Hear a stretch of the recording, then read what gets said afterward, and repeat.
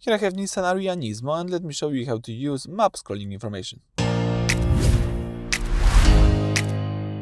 So at the very beginning, let's start by using the home screen, for example. Here, let's open the navigation button. It's located right here at the left side of the screen.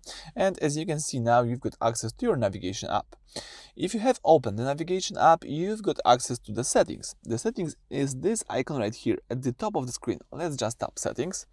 And now you've got the whole list of navigation settings that you can change. Right now we need to open the first section, which is map settings. So let's open this first section, map settings, and now let's scroll down through the whole list, and almost at the bottom you've got this map scrolling information. So let's tap it.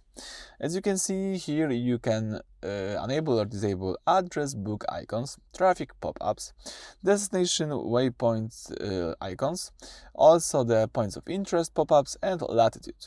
In my case, maybe also let me enable the latitude. I prefer to have the whole list of map scrolling information, and basically this controls what information is displayed when you use your finger to slide across the map. It can show the address or the coordinates of the spot you are currently pointing at one screen.